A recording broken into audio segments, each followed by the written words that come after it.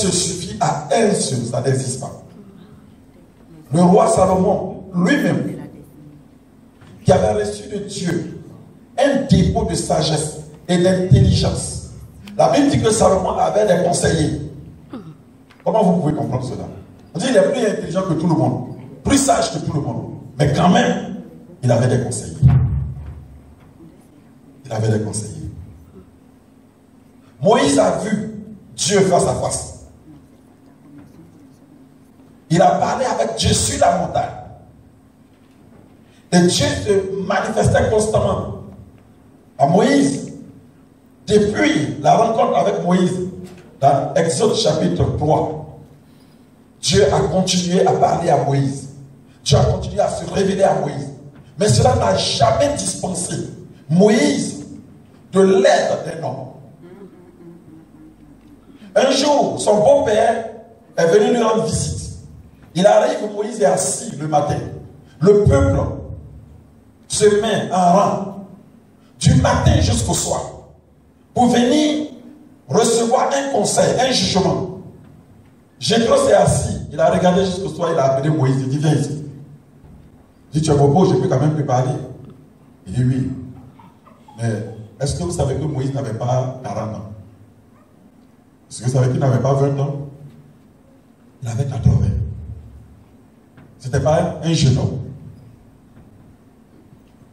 Mais son beau-père l'a fait asseoir pour lui parler.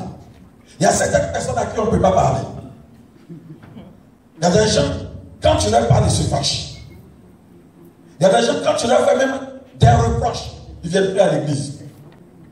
Il y en a même, si tu leur dis quelque chose, je vais te répondre.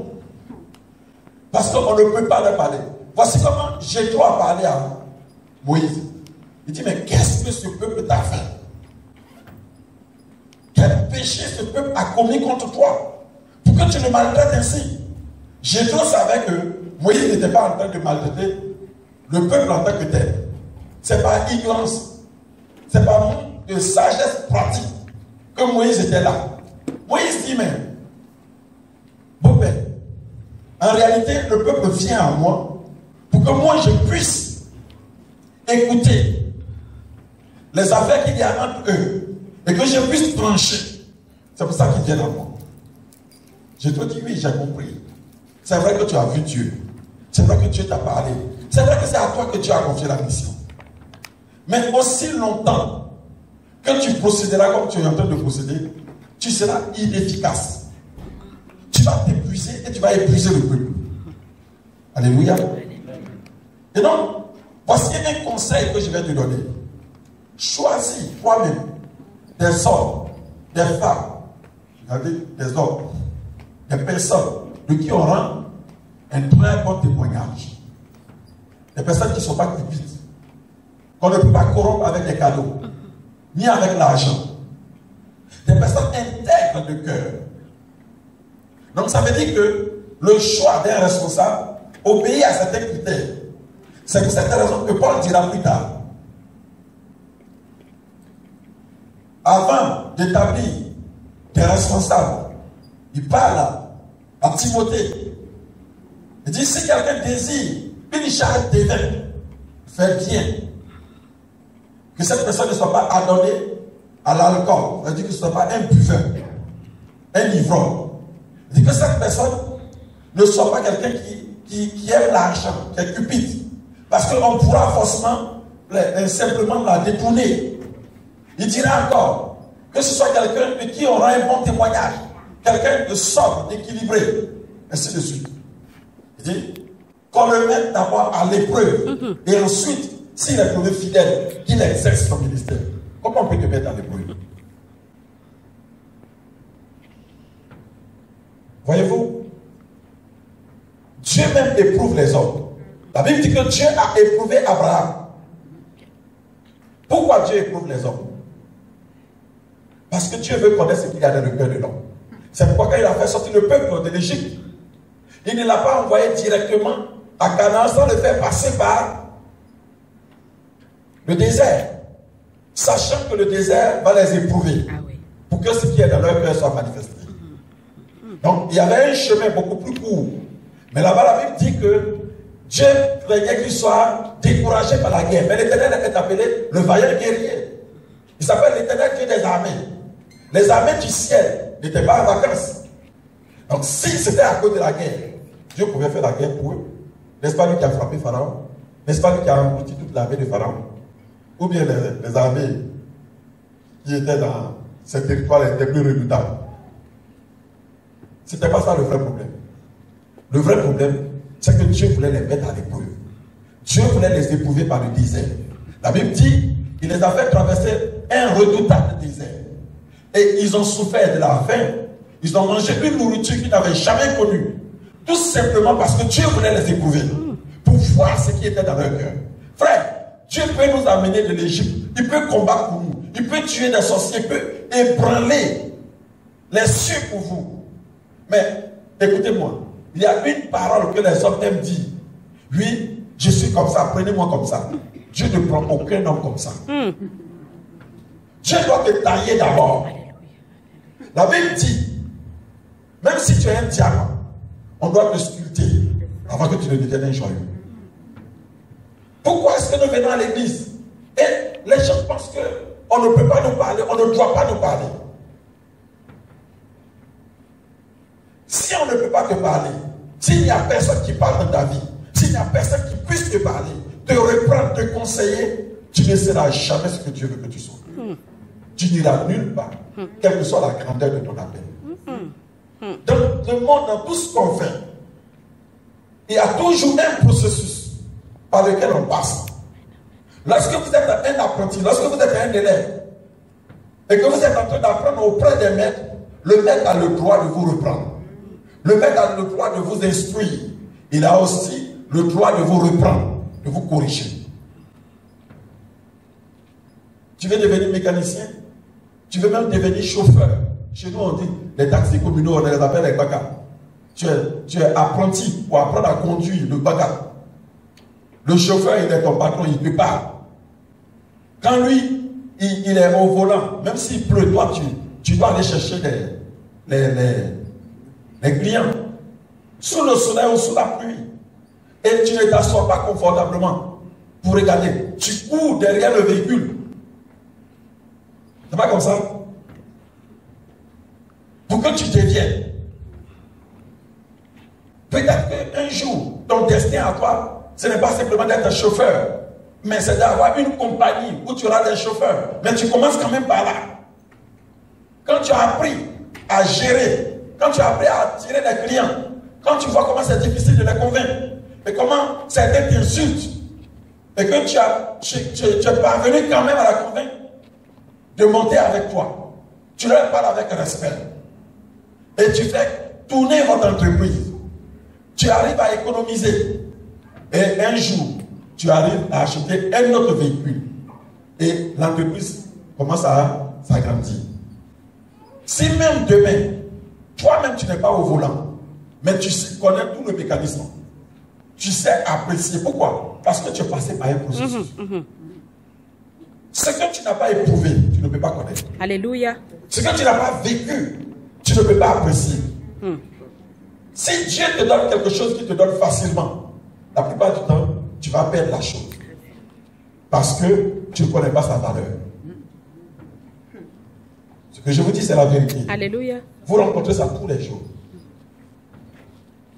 Un homme qui ne s'est pas battu pour un héritage, il est fils à papa. Il n'a pas appris à travailler dans l'entreprise de son père. Mais quand il a besoin d'argent, on lui donne. Quand il claque du doigt, on lui donne. Il n'a pas souffert. Cet homme-là, il ne va pas pérenniser l'héritage familial. Il va dilapider ça. Donc si c'est un bon père, il va apprendre à son fils comment on souffre pour gagner l'argent. Même s'il est multimilliardaire, il ne va pas lui donner l'argent n'importe comment. Il va lui apprendre la valeur de l'argent. Que l'argent, on travaille pour cela. Ça se mérite. Et donc, il va le faire passer par un processus. Il va lui apprendre, même s'ils ont plusieurs servantes et plusieurs serviteurs dans la maison, mais il va lui enseigner quand même des choses qu'il doit faire lui-même de ses propres. Parce qu'il doit savoir faire des choses.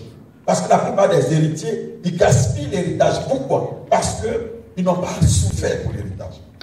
L'argent, comment leur papa a galéré, comment il a souffert avant de pouvoir bâtir sa fortune. S'ils ne connaissent pas, et que quand eux ils sont nés, il y avait tellement d'argent, donc eux ils pouvaient gaspiller. C'est pour ça que je dis, quand Dieu veut faire quelque chose dans votre vie, quand Dieu veut vous bénir, Dieu vous donne un homme. C'est pour ça que l'une des plus grandes bénédictions que Dieu peut donner à un homme, ce sont des enfants. Que ces enfants sortent de tes entrailles, que ces enfants sortent de ton ministère ou bien de ton service. Mais toujours des enfants. Alléluia. Celui qui a des fils est béni. Quand tes enfants ne sont plus des enfants, mais qui sont devenus des fils et des filles, tu te reposes. Parce que les fils et les filles savent quoi faire. Et ils le font comme le Père le fait. Si un homme est trop suffisant, un homme pense qu'il n'a besoin de personne, il ne va jamais régner. Il ne va jamais régner. Dieu peut t'appeler seul. Il va se révéler à toi dans le songe. Il va se révéler à toi dans une vision. Un ange va venir te parler. C'est bien. Mais l'ange ne sera pas avec toi tous les jours. Il faut me croire. Alléluia. Les anges, ils n'habitent pas sur la terre. Mais quand ils sont sur terre, là, ils sont invisibles. Même Élie, un ange a préparé un jour pour lui, il a mangé. Mais il n'y a pas de restaurant des anges sur la terre ici. Si vous voulez trouver ça, montrez-moi. Je vais aller là-bas, je vais manger aussi. Vous avez déjà vu? Restaurant des anges. Oui, ils sont là, ils préparent toujours. Et tu vas là-bas pour manger. C'est des hommes qui préparent. Quand tu auras faim, quand ta chaussure est sale, il y a des gens qui sont là pour cirer. Quand tes vêtements sont sales, il y a des gens qui sont là-bas pour presser, pour laver. Quand tu as besoin de voyager, l'avion que tu prends là, ce n'est pas ton papa qui a payé les études du pilote. Tu comprends? C'est quelqu'un qui a mis son enfant à l'école, qui a étudié, peut-être même on l'a chicoté fort pour qu'il étudie. Et il a étudié, il est devenu pilote. C'est lui qui te prend, et puis tu arrives. Tu dis, ouais, j'ai payé, j'ai payé. S'il n'y avait pas d'avion, s'il n'y avait pas de pilote, même si tu veux payer là, tu n'auras rien à payer. Avant que les gens n'inventent les avions là, même si tu avais l'argent n'importe comment, tu voyageais, tu mettais le même transport à dos d'âne, à dos de chameau, ou bien tant qu'il fallait mettre, jusqu'à ce que quelqu'un prouve. Donc l'humanité est la plus grande bénédiction pour toi. Quelqu'un commence à comprendre? Alléluia. Si tu ne respectes pas l'homme, tu ne respectes pas Dieu. Si tu ne comprends pas l'homme, tu perds ton temps à l'église. C'est pour cette raison que j'insiste, je persiste sur l'importance de la communion fraternelle. Alléluia.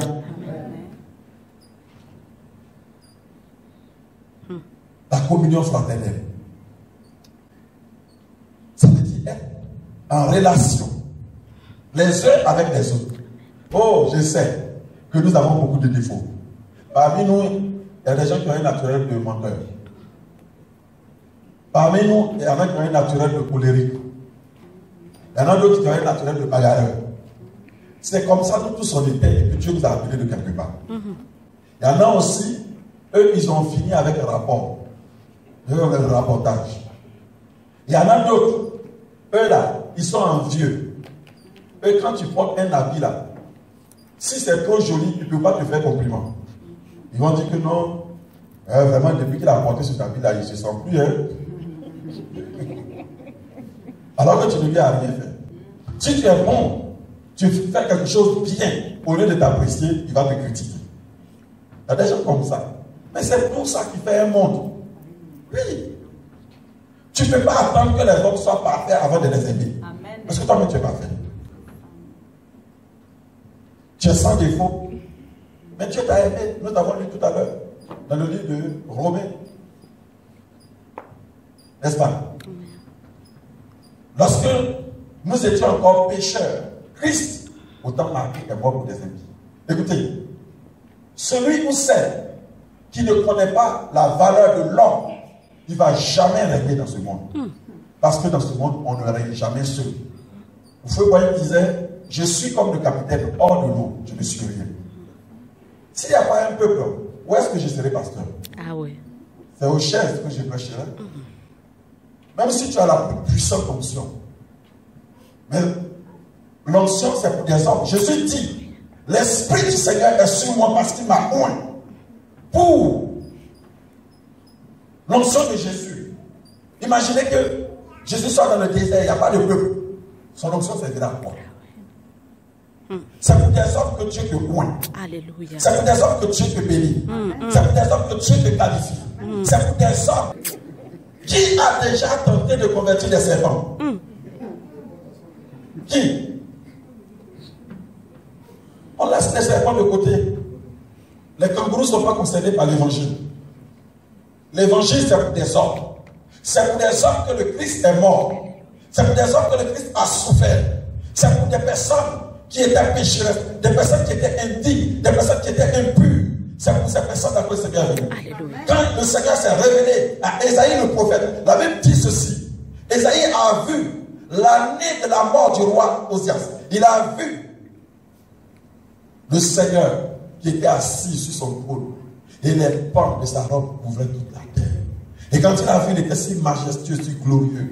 Il a vu cela, il a été saisi de frayeur. Il a dit, malheur à moi, car mes yeux ont vu le roi. Moi qui suis un homme aux lèvres pures.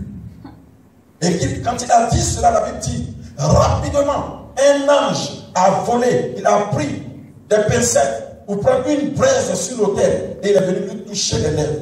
Et il a déclaré, maintenant, ne crains pas, car tu ne vas pas mourir. Ceci t'a touché. Donc, tu es pur maintenant. Ésaïe, le prophète, il a eu la vision de Dieu, il craignait de mourir. Vous savez, ce sont des hommes impurs que Dieu rend purs. Simon Pierre a dit à Jésus, après le miracle de la pêche miraculeuse, Simon Pierre est tombé à genoux, tremblant devant Jésus. Il dit, Seigneur, éloigne-toi de moi, éloigne-toi de moi, parce que je suis un pécheur. Il n'a pas dit parce que je suis un pécheur. Il dit parce que je suis un pécheur. Ça veut dire que je commets le péché. Donc, éloigne-toi de moi. Vous, les hommes pécheurs, souvent quand vous découvrez que quelqu'un est pécheur, vous vous éloignez de lui. Mais Dieu qui est saint, qui est irréprochable, qui est 3 fois saint, quand il voit le pécheur, il s'approche de lui. Amen. Il l'embrasse. Quel paradoxe. Les hommes ont l'impression qu'ils ont fini avec le péché quand ils ont lutté jusqu'à ils ont pu se marier. Là maintenant ils sont rentrés dans la classe des saints. Leur démarche change. Quand tu les vois maintenant, ouais, c'est nous maintenant. Hein, on est les saints, vous les impudiques là. On n'est plus dans le même camp. Hein. Désormais, nous on est casés. C'est comme ça. Il n'y a qu'à l'église dont on est orgueilleux du mariage. Tellement ils ont souffert de la sanctification de la sainteté.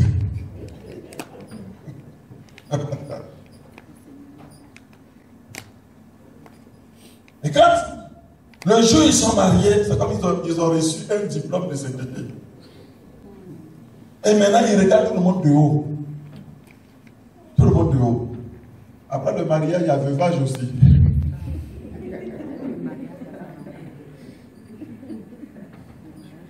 Même si tu as échappé au divorce, mais à veuvage, qu'est-ce que tu sais? Donc, restons toujours humbles. Amen. Regardons les autres avec respect et considération. Amen. Si tu ne respectes pas l'homme, tu ne respectes pas Dieu qui l'a fait. Si tu ne considères pas l'homme, tu ne considères pas Dieu. Maintenant, Dieu veut te bénir. Depuis tu attends la bénédiction, elle ne vient pas. Pourquoi? Parce que souvent, tu as rencontré la bénédiction, mais tu ne l'as même pas salué. Parfois, tu as rencontré la bénédiction, tu as craché dessus. Parfois, tu as rencontré la bénédiction, mais tu ne l'as pas reconnue. Parce que quand Jésus était venu sur cette terre, il était Dieu. Il était l'incarnation de Dieu. Tous ceux qui ont vu Jésus ont vu Dieu. Un des disciples de Jésus a dit, montre-nous le Père, et cela nous suffit. Il a dit, mais depuis je suis avec vous, vous ne m'avez pas reconnu. Celui qui m'a vu a vu le Père. N'est-ce pas? Jésus était l'image de Dieu. Mais regardez, qui est-ce que Jésus a offensé sur la terre?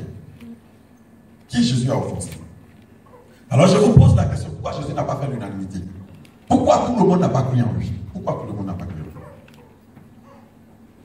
Dans le livre que nous étions en train de lire, le livre de Jean, le chapitre 7, verset 35 à 39. La Bible dit que Jésus, le jour de la fête, le dernier jour, il s'est tenu là, devant tout le monde, et il a crié d'une voix forte. Il n'a pas murmuré, il n'a pas susurré. Mais la Bible dit qu'il a crié d'une voix forte. Le dernier jour, le grand jour de la fête, Jésus depuis s'écria, si quelqu'un a soif, qu'il vienne à moi et qu'il boive. Celui qui croit en moi, des fleuves d'eau vive couleront de son sein.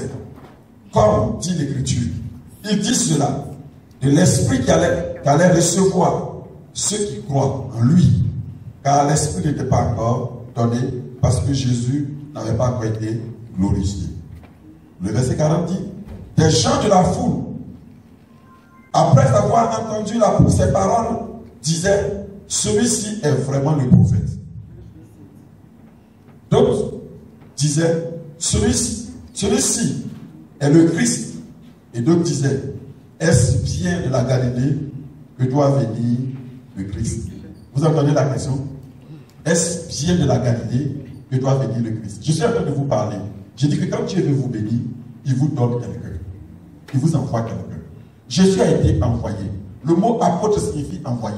Ça veut dire un homme que Dieu a qualifié, en qui il a mis des dons, qu'il a donné l'esprit. Et Dieu envoie cette personne-là auprès, comme un messager, comme un émissaire, comme un ambassadeur, pour dire, va, annonce ma paix, proclame la guérison, ressuscite les morts. Et cet homme-là s'en va. Mais la Bible dit, tant qu'il n'est pas reçu, il ne peut rien faire. C'est pourquoi Jésus dit, lorsque vous arrivez dans une ville, dans une maison, quelque maison dans laquelle vous rentrez, déclarez-y ma paix. Si l'on vous reçoit, cette maison-là est digne de recevoir ma paix, demeurez là et exercez votre ministère. C'est pas ça? Il dit, mais si l'on vous chasse, sortez de cette maison, secouez la poussière de vos pieds et allez-y ailleurs.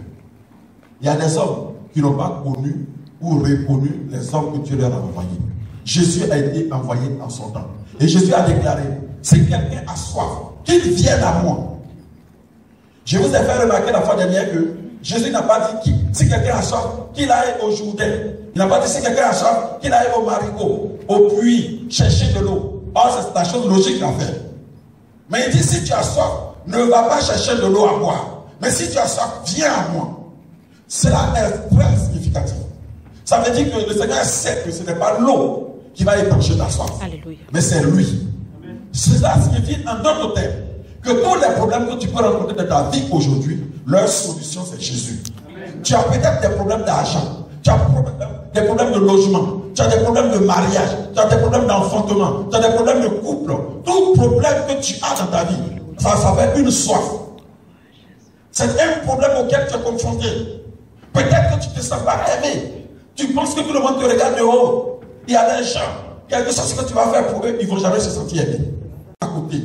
Ils se mettent toujours de côté. Ils font pitié. Toujours. Ils regardent dans les regards des gens. Ils sont toujours, ils se sentent petits, insignifiants. Qui est né avec deux têtes? Si quelqu'un est né avec deux têtes, c'est un monstre. Qui est né avec 4 bras? Tout ce qu'un homme peut faire, normalement tu peux le faire. Parce que tu es un homme. Et il n'y a pas un homme qui est réellement supérieur à toi. Celui qui sera supérieur à toi, c'est celui qui a découvert son identité et qui va assumer. Il y a certains hommes, ils sont nés hommes. Mais en grandissant, ils disent que non, ils ne se sentent pas bien dans un corps d'homme, ils veulent devenir femmes. Donc ils changent leur démarche. Ils commencent à changer leur façon de marcher, leur façon leur gestuelle, au lieu de faire des gestes d'homme, bien, avec la force de gabarit, non. Ils commencent maintenant à faire des choses, leurs mains comme ça, et pas. On dit, mais lui là, est-ce qu'il ne va pas chez lui? C'est un homme qui a, et tu vas trouver des soi-disant scientifiques, des médecins qui vont venir dire non, c'est pas de sa faute, en fait, il est né comme ça, donc voilà, s'il se sent que le sexe, ce n'est pas seulement somatique, ça veut dire que ce n'est pas seulement physique, corporel, mais c'est aussi psychologique. Donc, s'il se sent femme, c'est qu'il est femme. Donc, ce n'est pas le physique qui détermine. Va dire ça à ta grand-mère, elle va te gifler.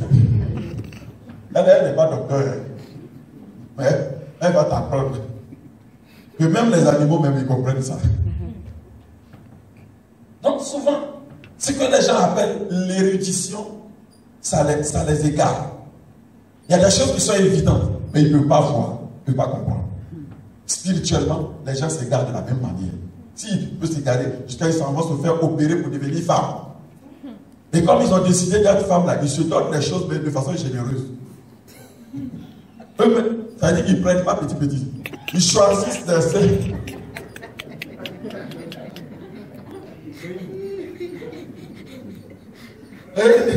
C'est comme s'ils vont dans un supermarché. Ils choisissent ce qui est le plus protubérant. S'ils doivent choisir des fesses, ils vont choisir des fesses qui sont visibles à 2 km. Quand ils choisissent des seins aussi, ils ne peuvent plus respirer. Dis-moi, comme ils ont décidé de devenir femme, ils vont bien devenir femme. Tu finis de faire tout ça, mais tu n'es pas femme. Vraiment. Parce que Dieu t'a créé homme. Tu finis de faire tout cela. Mais c'est rien, c'est zéro. Donc, pourquoi te compliquer la vie, chercher à être quelqu'un d'autre? Quand Dieu t'a créé homme, assume. Si Dieu t'a créé homme, il sait pourquoi il t'a créé homme. Si Dieu t'a créé femme aussi, il sait pourquoi il t'a créé femme. Donc, ton identité, l'accomplissement de ta destinée d'abord, avant que tu ne puisses accepter l'autre, commence par t'accepter toi-même. Commence par te valoriser toi-même. Commence par t'aimer toi-même. La Bible dit, tu aimeras ton prochain comme toi-même. Il y a certaines femmes, parce qu'elles ont été violées, elles ont été violentées, elles ont été primées pendant qu'elles étaient enfants. Et donc elles ont grandi, elles ont maintenant 55 ans. Mais elles sont toujours sur les blessures de quand elles avaient 3 ans, 5 ans. Elle n'est pas guérie encore. Elle ne se sent pas importante. Elle ne se sent pas valorisée. Mais quand Dieu dit qu'il t'a créé de peu inférieur à lui, Amen. Dieu, ce n'est pas un homme, c'est Dieu qui dit ça. Amen. Quand Dieu dit que tu es une créature si merveilleuse, Dieu ne parle pas de la forme de ton nez. Dieu ne parle pas de la forme de tes oreilles. Mais il parle de ton essence. Amen. Il parle de ce qui est en toi. Il faut que tu apprennes à comprendre cela. Amen.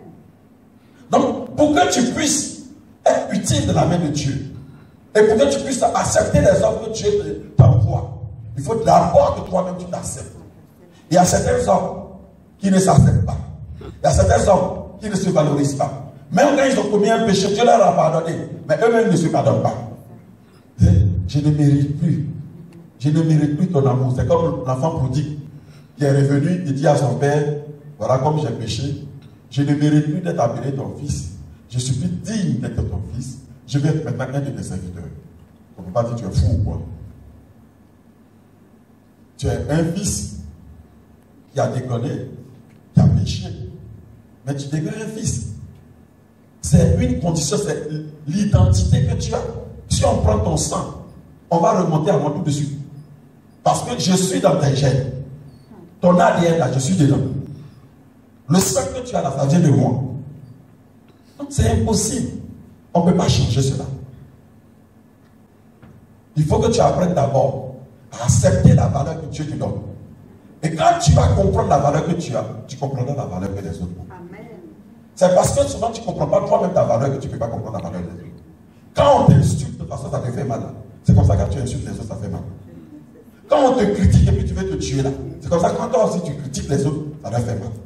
Quand tu dénigres quelqu'un, et puis c'est comme si tu n'as rien fait.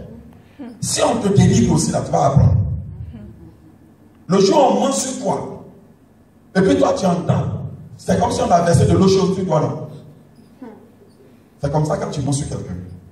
Donc frère, nous avons beaucoup de problèmes dans notre vie et dans l'église, simplement parce que nous ne savons pas apprécier qui nous sommes d'abord et apprécier qui les autres sont. Alléluia. Ta valeur est intimement liée à la valeur que Dieu lui-même te donne. Et quand tu sais que il y a de la divinité en toi, à partir de cet instant-là, tu comprends aussi que chez les autres aussi, c'est la même divinité. C'est le même Dieu là qui agit aussi chez eux. C'est le même Dieu qui les aime aussi. Quand tu es fâché, ce qui va sortir de ta bouche, tu dois réfléchir d'abord. Il y a des gens parce qu'ils sont en colère, ils peuvent tout dire. Mais quand ta colère passe maintenant, tu veux rire avec les gens. Hein?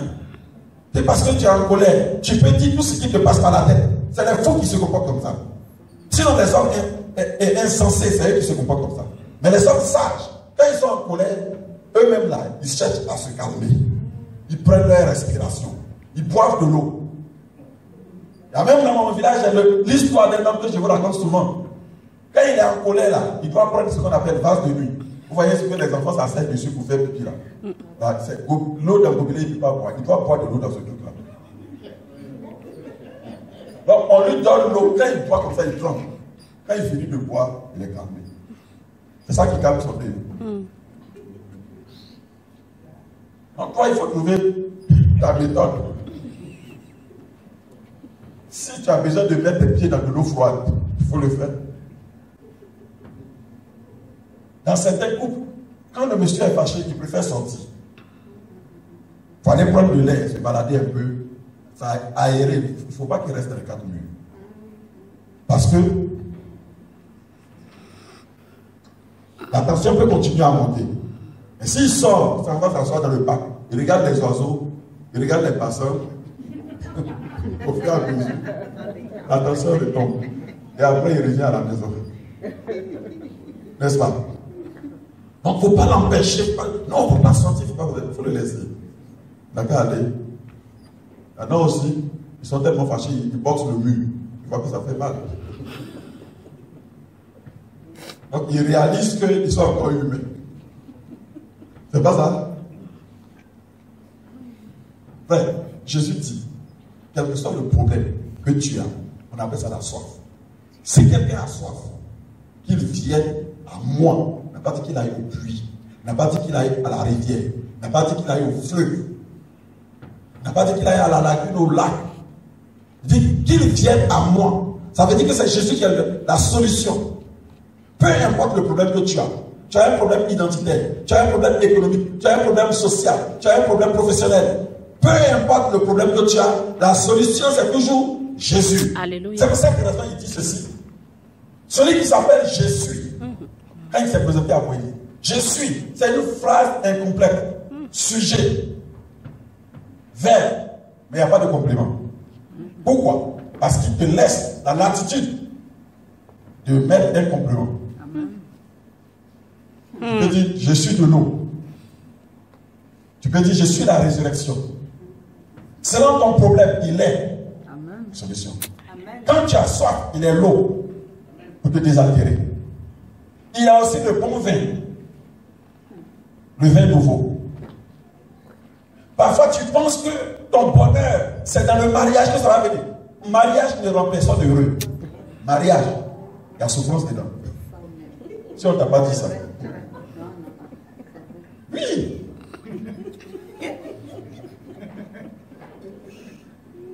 Parce que c'est comme on t'a donné un âne sauvage et puis on dit bon, il faut l'éduquer. Donc jusqu'à ce que tu arrives à le dompter pour qu'il entende ta voix, que tu fasses oui, et puis il va obéir. Il commence d'abord à te donner des coups de pied. Tu t'assois sur ton dos, il se lève, tu tombes. Tu peux te casser une côte. C'est pas ça? Jusqu'à ce que tu maîtrises la chose. Non, le mariage ne rend personne heureux. Ça a détrompé-vous. Dans le jour où je serai marié, et les femmes, elles sont là, elles sont dans les rêves. Quand on dit mariage, elles sont sapées comme ça. Leurs sacs, leurs chaussures sont préparées un mois avant. Les mèches humaines coûtent 250 €. Elles viennent à l'église, elles font offrande 5 €. Vous êtes possédés.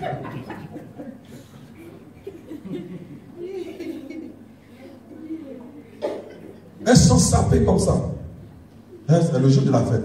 Elles vont danser. Si tu sais qu'ils sont célibataires, on ne sait jamais. Qui tu vas rencontrer là-bas? Peut-être que toi vas sortir. C'est bien. Mais si vous savez que si tu ne peux pas être heureux seul, tu ne seras pas heureux en ménage. Si tu as des blessures dans ton cœur que tu n'es pas guéri de cela, tu vas aller détruire ton autre mariage. Si tu es sorti d'un mariage blessé et que tu n'es pas encore guéri et que tu cherches consolation chez quelqu'un là, s'il tente même de te caresser et te passe la main comme ça, tu vas crier. On dirait qu'il veut te tuer. Parce que tu n'es pas encore guéri. Donc Jésus dit, venez à moi, c'est lui le médecin. Quand tu es blessé là, va au pied de Jésus. Pleure devant lui. Pose-lui la question. Pose le problème. Pourquoi j'ai échoué? Pourquoi cette chose n'a pas marché? C'est Jésus qui va te dire c'est quoi le problème.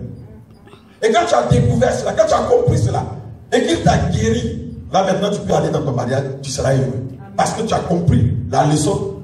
Tu sais pourquoi est-ce que si tu as échoué dans un mariage, ça peut être la responsabilité de l'homme, ça peut être la responsabilité de la femme, ça peut être 50%, 50%. Ça peut être 70%. Ça peut être 80% de l'homme et 30% de la femme. Mais ce n'est jamais tout à fait la faute d'une seule personne. Quelle est toi ta part de responsabilité? Pourquoi ça a échoué? Il y a des gens, on leur donne des conseils, ils n'écoutent jamais, parce qu'eux-mêmes n'ont pas encore expérimenté. Je me rappelle un jour, on était à une fête, et puis il y avait la petite Mélissa Bio. Elle était là, elle ne connaissait pas le piment. J'avais fait un boulot et tout ça. Elle dit, elle veut manger le piment. Sa maman lui dit, non, c'est le piment, ça brûle. Elle dit, non, elle veut manger. Elle dit, non, Mélissa, ça brûle. On lui a expliqué ça partout, mais elle ne comprend pas. On dit, bon, il faut manger. Elle a fini de manger, elle a ouvert sa bouche au cas. Elle demande à ses parents de souffler dans sa bouche. Elle pleurait maintenant. C'est ça qu'on t'a expliqué là. La prochaine fois, quand elle va voir le piment, elle va s'arrêter loin. Regarde. C'est comme les gens qui disent qu'ils sont dangereux mangeurs de piment. Il y a un piment là qu'on respecte. On appelle ça piment entier. Si tu ne connais pas, si tu es gaou, il faut demander. Ils vont t'expliquer. On ne met pas ce piment là, tu ne prends pas ça pour mettre dans une sauce. Tu vois, tu viens d'arriver d'Afrique. Non, toi, tu es un dangereux mangeur de piment. On va t'expliquer, on dit celui-là, ce n'est pas un piment comme les autres.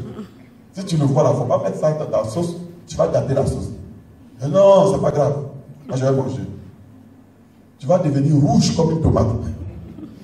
Quand tu manges, ça rentre dans ta bouche. Tu sens même que la peau de ta tête, là, ça respire. Tes cheveux se dressent. Tes larmes coulent.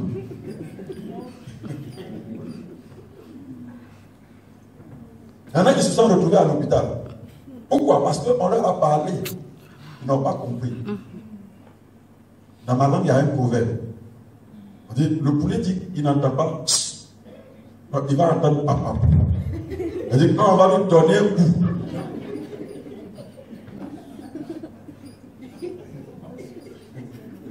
Est-ce que vous comprenez un peu? Alors, Dieu, parfois, il est émerveillé par les hommes. Parce que la parole de Dieu est écrite pour nous donner des conseils. Pour nous dire les choses qu'on peut faire, les choses qu'on ne peut pas faire, les choses qu'on ne peut pas faire. Mais on est toujours comme Adam. On est les fils d'Adam. Jusqu'à ce qu'on soit converti pour devenir fils du second Adam. Mais malgré ça, fils du second Adam, mais il y a un peu encore de la nature adamique première. Donc ce que tu as dit, ça là ne mange pas. Parce que si tu manges, tu vas mourir. La Bible dit que c'est quand tu regardes même, ça t'attire. Tu commences à voir que c'est vraiment la chose qu'il te faut. C'est pour ça que nous avons des problèmes. Donc, avant toute chose, je veux que tu réalises, que tu comprennes, que avant d'avoir besoin de n'importe quel homme, c'est d'abord de Jésus que tu as besoin. Amen. Le Dieu que tu as besoin. Amen. Si ça s'est établi, alors l'homme peut jouer son rôle maintenant. Les gens échouent parce que vous voulez prendre les gens pour remplacer le Seigneur. Le Seigneur fait la place du maître, du Seigneur. Il ne veut pas une place à côté. Il veut la place centrale. Le Seigneur veut être au milieu de vos préoccupations. Il veut être votre première préoccupation, votre premier souci. Il dit, aime-moi. Le Seigneur lui-même, il donne un commandement. Il dit, il faut m'aimer. Aime le Seigneur ton Dieu de tout ton cœur, de toute ta force, de toute ton âme. C'est ce qu'il dit. Donc quand tu aimes le Seigneur, maintenant, le second, il dit maintenant, aime ton prochain comme toi-même. Donc, avant de pouvoir aimer ton prochain, tu dois d'abord commencer par aimer le Seigneur. Quand tu as aimé le Seigneur, que tu l'as mis au sein, dans ton cœur, alors tu peux aimer ton prochain. Si tu ne sais pas aimer Dieu, tu ne sauras pas aimer l'homme. Si tu sais aimer Dieu, tu pourras aimer l'homme parce que tu verras Dieu en chaque être humain. Tu verras Dieu comme celui qui l'a créé aussi. Qu'il soit pauvre, qu'il soit riche, qu'il soit... À l'église, on ne peut pas recevoir les gens en fonction de leur niveau d'études. On ne peut pas recevoir les gens en fonction de leur richesse. On ne peut pas recevoir les gens en fonction de leur notoriété, de leur célébrité. Oui, quand on a une célébrité, oui, c'est toujours bluffant. Ah, aujourd'hui j'ai rencontré Alpha Blondy. Oui, il est venu nous rendre visite. Ok, c'est bien. Mais, si Alpha Blondy n'a pas l'esprit de Dieu, si Alpha Blondy n'a pas accepté Jésus-Christ, il est doué, il a un talent, il est populaire, il est riche, on le respecte pour cela. Mais ça ne va pas le sauver. Ça ne lui donne pas plus de valeur devant Dieu. Est-ce que vous comprenez? Tu peux être président de la République. On te respecte à cause de l'autorité que tu incarnes, de la position que tu as. Mais quand tu viens à l'église, tu es un frère comme les autres. Alléluia. Donc, c'est pourquoi, quand on forme par exemple les hôtesses et les préposés à l'accueil, hôtesses, steward ou huissiers à l'église, on leur enseigne à ne pas considérer les personnes, ne pas avoir des considérations de personnes en fonction des titres, en fonction des couleurs de peau, en fonction de la manière dont les gens sont habillés. Que quelqu'un va venir à l'église parce qu'il est habillé mal, lui quand tu le vois d'être, tu ne vas pas, assois-toi là-bas. Où? Je dis assois-toi là-bas. Tu vois un autre, il est bien habillé, il rentre, excusez-moi, oui, venez ici, avec le sourire. Alors que lui là, c'est un voleur, celui qui vient d'arriver là. Mais l'autre, c'est un frère très important dans la société, mais il est venu à l'église dans la simplicité. Tu devais mettre les deux au même pied. Mais comme tu juges selon l'apparence, tu as honoré l'autre. Donc quand quelqu'un met le pied dans l'église, il faut l'honorer. Il faut honorer tous les frères. Nous devons traiter tous les frères de façon égale. Même si c'est une prostituée qui rentre ici, Dieu ne te demande pas de juger la prostituée. Dieu ne te demande pas de regarder la personne, comment elle est habillée. Vous avez vu comment elle est habillée? Elle est venue à l'église comme ça. Ce n'est pas ton affaire. Toi, Dieu te demande une seule chose. Il faut aimer la personne qui est rentrée. Même si c'est un prostitué, même si c'est un criminel qui vient d'entrer avec les mains dégoulinant de sang. La Bible dit d'aimer la personne, de la conduire à Jésus. Jésus dit si quelqu'un a soif, qu'il vienne à moi. Quand la personne qui est rentrée dans le temple ne connaît pas Jésus, dis-lui, est-ce que tu connais Jésus? Est-ce que tu as besoin de lui? Parce que c'est lui qui est la solution. Il y a des gens qui n'arrivent pas à dormir dans le noir. Il y a des gens qui n'arrivent pas à rester seuls dans une maison. Ils ont l'impression d'entendre des voix. Si le vent fait tomber une casserole, ils sous-sautent. C'est pas ça? Mais ils ne sont pas conscients que Jésus est avec eux. Vous comprenez? S'il y a le noir, ils ne dorment pas. Parce qu'ils ne sont pas conscients que Jésus est avec eux. Qu'il dort avec eux. C'est pourquoi la première des choses, frère, il faut que Jésus prenne une place centrale. Le rôle de tout pasteur, c'est de vous éduquer Jésus. Nous venons toujours à l'église, mais ce que nous sommes en train de faire, c'est de venir adorer Jésus. C'est de venir adorer le Dieu éternel. Le Dieu tout-puissant, le connaître, chaque jour le connaître un peu plus, qu'il y ait une révélation. Hier, tu ne connaissais pas certaines choses, aujourd'hui tu connais. Et au fur et à mesure, tu grandis dans la connaissance de Dieu. Alléluia. Maintenant, quand tu as compris ça, tu comprends que Jésus est la pierre angulaire. C'est sur lui qu'on bâtit, la pierre principale. Tu comprends que si tu as soif, si tu as un problème, c'est vers lui que tu vas partir. Jésus dit maintenant, je vais te donner de l'eau. Quand tu viens à moi, là, moi je vais me charger de te donner de l'eau. C'est quoi te donner de l'eau maintenant? Te donner de l'eau, ça veut dire amener la personne dont tu avais besoin, la personne juste. Par exemple, tu as besoin d'une femme ou d'un mari. Mais tu fais ton casting. Tu regardes les femmes selon leur teint, selon leur couleur, selon la texture de leurs cheveux, ainsi de suite. Ça, c'est l'apparence. Mais ce qui est dans leur intérieur, tu ne sais pas. Toi, tu as besoin d'une femme tranquille, une femme de paix, qui va te comprendre, même quand tu es vraiment. Alors que celle qui est à côté là, son sourire, c'est comme des éclairs. Ça trompe. Le sourire est radieux, comme les chanteurs de Zouglou, Magic System. Un sourire flamboyant.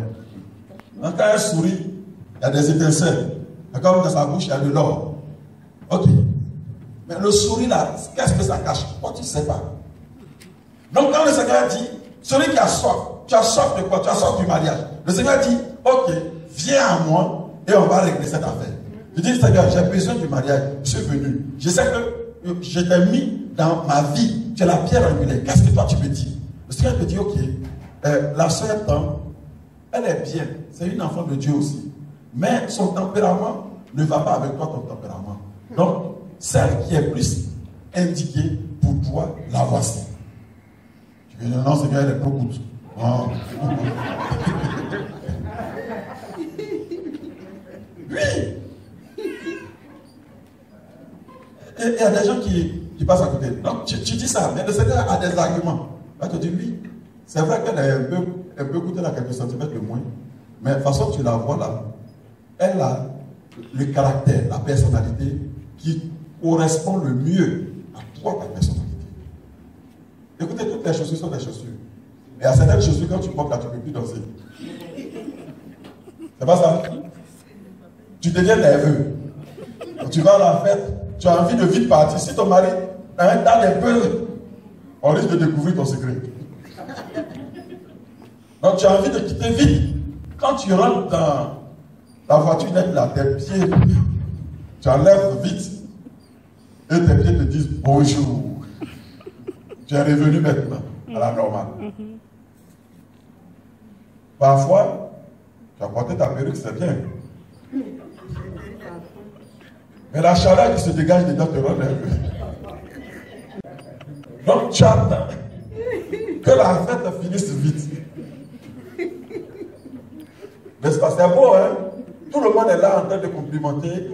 Vraiment, ça te fait bien, ça. Mais tu es là, ton cœur, tu dis, bon, tu ne sais pas ce qu'il y a dedans. C'est pas ça? C'est ça. Dès que tu arrives à la maison, ta tête respire. Quand on regarde ta tête, on dirait que c'est chaud. Mais ça ne te dérange pas parce que là, c'est pour toi-même. Tu t'es retrouvé, tu es à l'aise, le ventre a tes yeux. Tu es à l'aise. Tu retrouves le sourire, c'est pas ça? C'est ça. Donc, c'est le Seigneur qui sait de quoi en réalité tu as besoin. Une chose en apparence peut être belle, mais à l'intérieur peut avoir de la souffrance. Donc, c'est le Seigneur qui sait. C'est pourquoi il dit, si tu as besoin de l'eau, tu ne sais pas si dans l'eau il y a des caïmans. Tu ne sais pas si dans l'eau il y a des serpents. Viens, moi, je vais te donner de l'eau. Vous comprenez maintenant? Va d'abord à Jésus. Pose-le le problème. Peut-être que tu penses que c'est parce que tu es au chômage. Oui, ça peut être un problème. Dis, Seigneur, je suis au chômage depuis tu as dit dans ta parole, si un homme ne travaille pas, il ne va pas manger. Quel est le problème, ainsi de suite? Le Seigneur dit, au fait, je t'ai donné plusieurs fois le travail, mais tu es paresseux. Parce que quand tu as eu la première opportunité là, tu as méprisé. Mais tu n'as jamais lu dans ma parole, il est écrit, ne méprisez pas les faibles commencements. Au fait, l'entreprise que tu avais, qui t'avait appelé là, c'est une petite entreprise. Mais dans 3 ans, ça va être une multinationale. Et moi, j'étais positionné là. Tu as fait les choses. Donc, c'est toi-même qui es passé de côté. Donc, quand tu poses le problème au Seigneur, il te donne la solution. Quelqu'un comprend maintenant? Amen. Donc, je dis que quand Dieu veut te bénir, il te donne un nom. Jésus a été envoyé. Jésus dit, je suis le pain de vie qui est descendu du ciel. Jésus dit, je suis l'eau de vie. Si quelqu'un a soif, qu'il vienne boire. Et de l'eau va jaillir jusqu'à dans son sein pour l'éternité. Alléluia. Mais Jésus ne se contente pas d'être le pain de vie pour nous. Il a appelé aussi 12 disciples. Et Jésus s'est investi en eux. Et il a relâché les disciples. Il y avait aussi un groupe de 70 disciples qui le suivaient. Jésus les avait envoyés 2 à 2. N'est-ce pas? Pour terminer, disons l'histoire de David dont je vous avais parlé la fois dernière. Les vaillants hommes de David. Dans 1 Chronique, le chapitre 11. Dimanche dernier, je vous avais expliqué comment David, qui avait accueilli des hommes, que la Bible dit qu'ils étaient fauchés. Ce qu'on appelle en anglais broke. Elle dit fauchés complètement, ils n'ont pas d'argent. Ils sont mécontents, ils ont des problèmes. La Bible dit, c'est des personnes comme ça qui sont allées trouver David dans la caverne d'Adulam. Et pendant qu'il était là-bas, ils sont venus auprès de lui. 400 personnes. David est devenu leur chef. Le chef des mécontents. Le chef des ramassis. Le chef des gens qui ont échoué. Le chef des gens qui ont des problèmes. Et David va commencer à les former.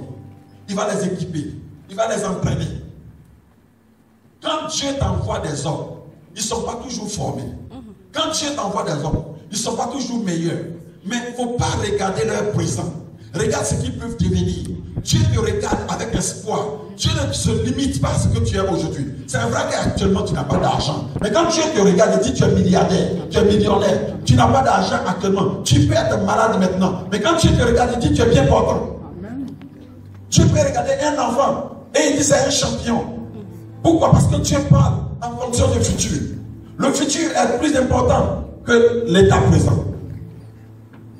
Ils sont allés dire à Jésus, Lazare, celui que tu aimes, il est malade. Jésus n'a pas interrompu la croisade pour courir à Béthanie. Jésus a attendu. Aujourd'hui, si un pasteur fait ça, tu appelles ton pasteur. Pasteur, je suis malade. Ton ventre te fait mal. Et on dit qu'à l'église, c'est toi qui donnes la plus grosse dîme. Qu'on compte sur toi. Chaque fois, c'est toi. Tu es toujours présent. Mais ce jour-là, tu es malade. Tu amènes un message au pasteur. Pasteur, je souffre actuellement. Je suis à l'hôpital. Tu peux venir prier pour moi. Tu dis, ok, j'ai compris. Un jour, le pasteur n'est pas encore venu. Tu es là, tu es sur le chemin, tu attends. 2 jours, le pasteur n'est pas encore venu. 3 jours, le pasteur n'est pas encore venu. 4 jours. Dans le 4e jour, le pasteur est venu. En temps, tu as eu le temps de courir. Ils sont allés t'enterrer depuis même le 1er jour là. Quand ils ont attendu jusqu'au soir et puis ils sont venus là. Tu vois. Mais en plus, le pasteur, il a donné une prophétie. Les gens qui ont été envoyés là, il dit, va leur dire que cette maladie-là, ce n'est pas pour la mort, il ne va pas mourir. Et ils sont là jusqu'à...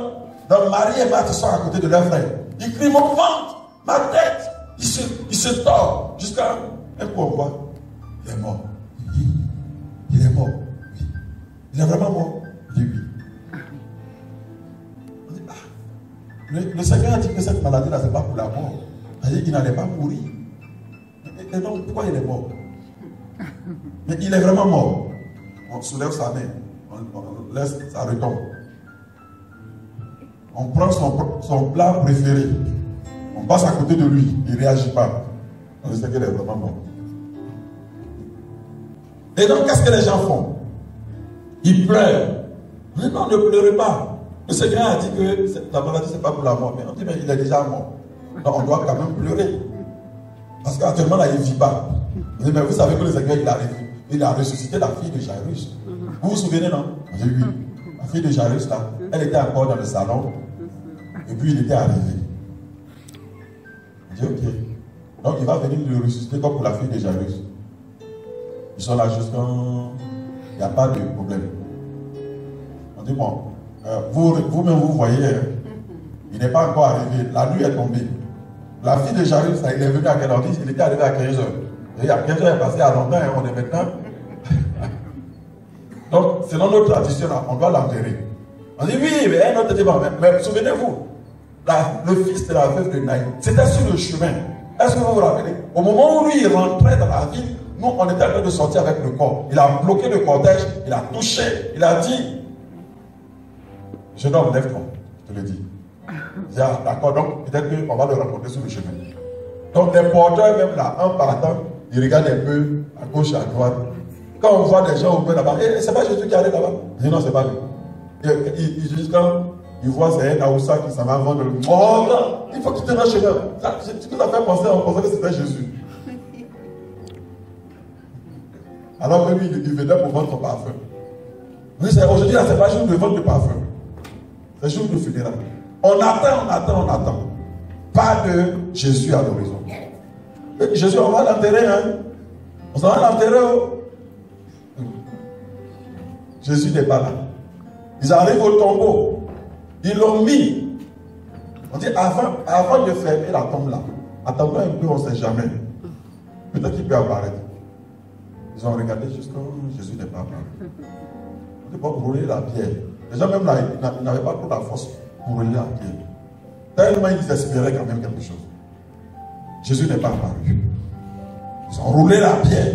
Ils ont fermé. Ils sont retournés au village. Maintenant ils attendent. On dit bon, s'il arrive aujourd'hui là, c'est pas encore trop tard, même on peut aller au tombeau là-bas. Mais un jour est passé. 2 jours sont passés. 3 jours. 4e jour maintenant, c'est là que Jésus arrive. On dit, aïe, tu étais où? C'est toi l'ami de la famille. C'est toi qui mangeais ici. Lazare, là, c'était ton ami. Jésus dit, oui, je sais. Quand Marthe me voit, elle pleure. Et elle vient devant le Seigneur. Et voilà ce qu'elle dit. Seigneur, si tu avais été ici, mon frère ne serait pas mort. Jésus dit, oui, mais maintenant je suis là. Et puis elle continue, elle a doctorat en théologie, cette femme.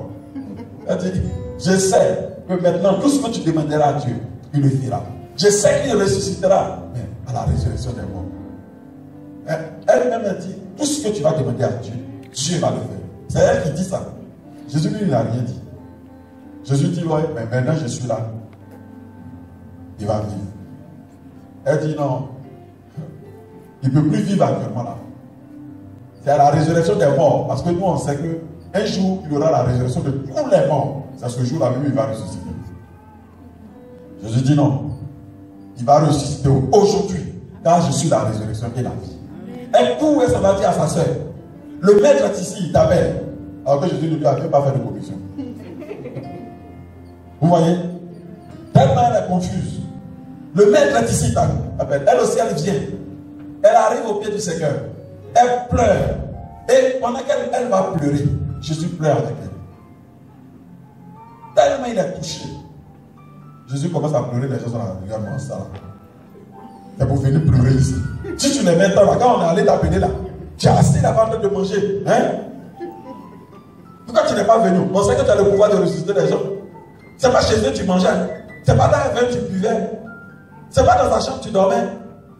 Maintenant on t'a dit il faut venir. Qu'est-ce que tu ne pouvais pas arrêter là-bas? Écoutez, le temps des hommes, ce n'est pas le temps de Dieu. Les hommes sont frustrés souvent pour rien. Ils ne comprennent pas comment Dieu fait les choses. Un jour, j'étais avec mon père spirituel à Yoko Concilier. On était assis. Il y avait une dame qui était venue le matin pour le rencontrer. Moi-même, souvent, il me donne un rendez-vous. Il me dit, Julien, tu viens me voir demain à 9h. Bien à 8h. Je m'arrange très tôt le matin.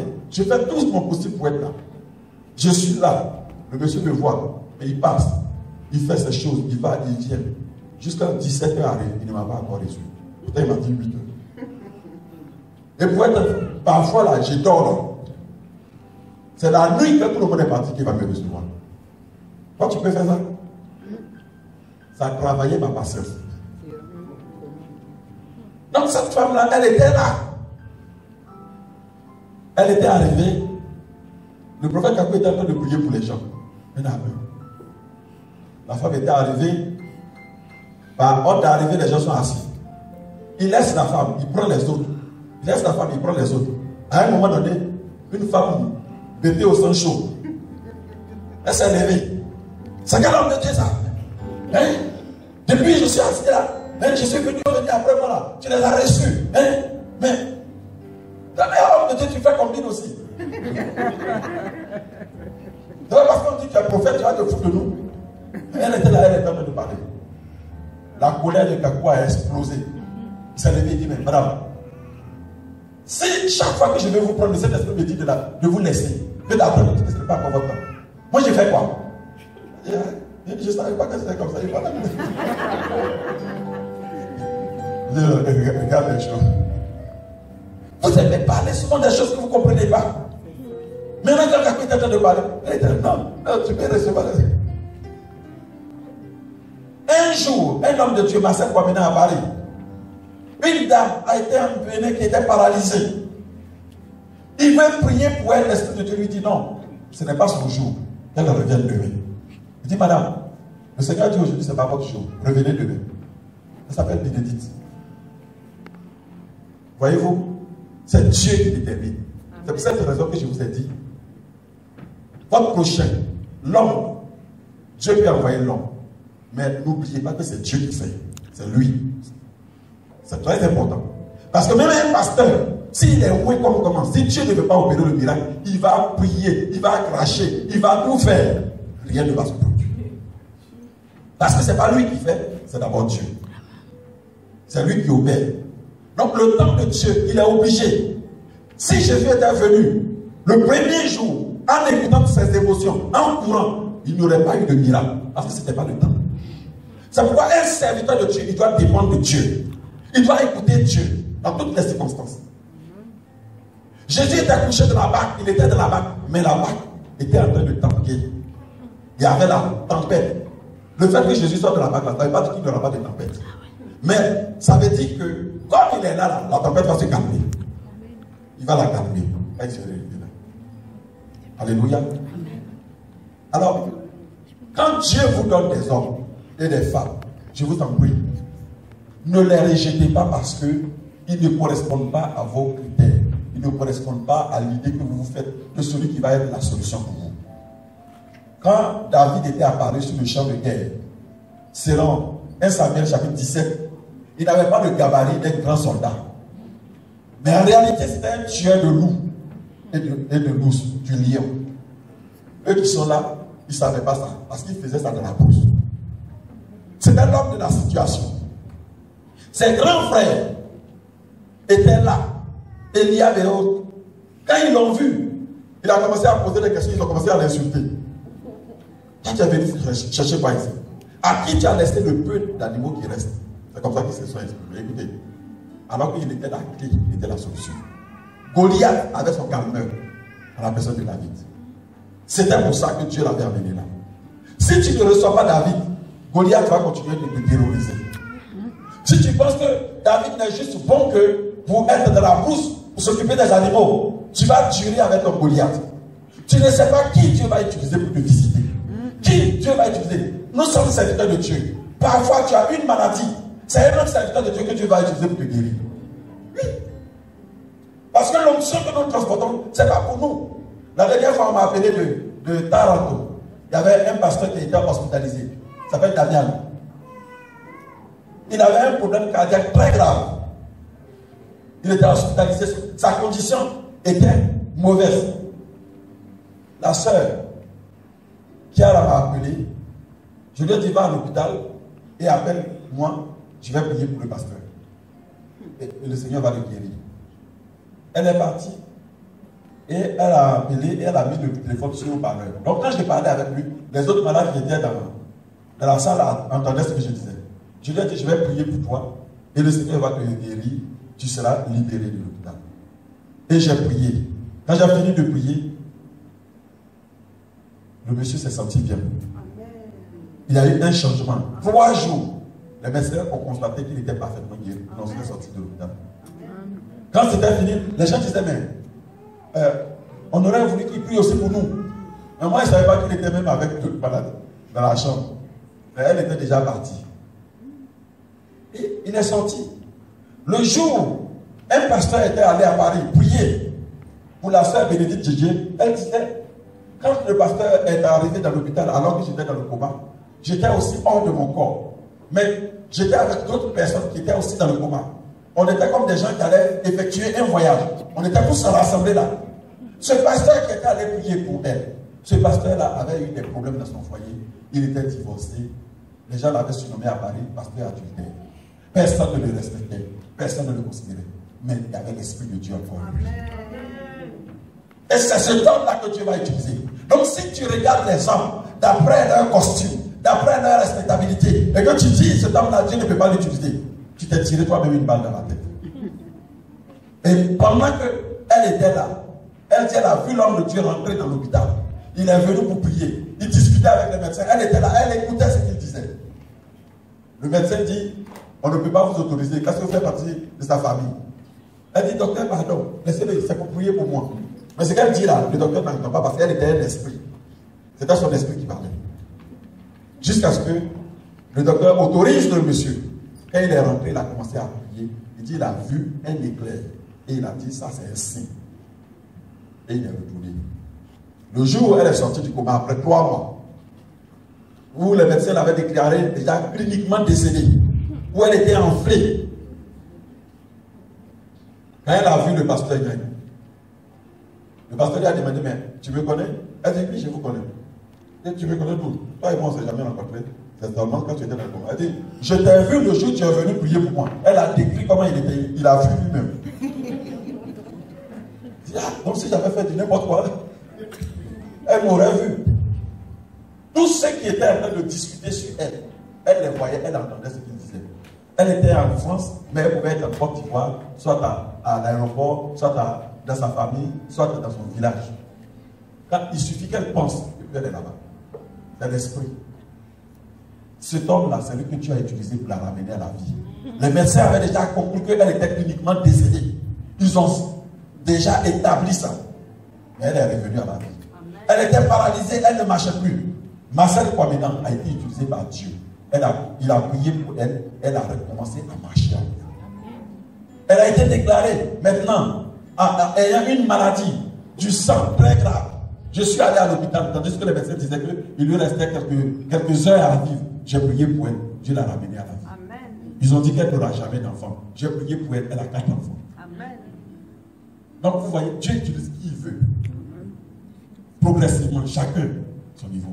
Alors si vous ne pouvez pas regarder à Dieu pour dire, Seigneur, qui est-ce que tu m'envoies? Mais vous jugez les hommes d'après ce que vous estimez juste ou bon. Frère, vous allez passer à côté. Quand Dieu vous visitera. Pour finir, Lazare a été ressuscité. Quand Jésus est arrivé, il a dit, où l'avez-vous mis? Il a pleuré, hein? Mais après il a dit, Lazare sort. Et le mort sortit, dit la parole de Dieu. Pourquoi? Parce que cette famille avait reçu Jésus. Cette famille recevait Jésus. La parole d'un homme de Dieu peut éradiquer le cancer de ton corps.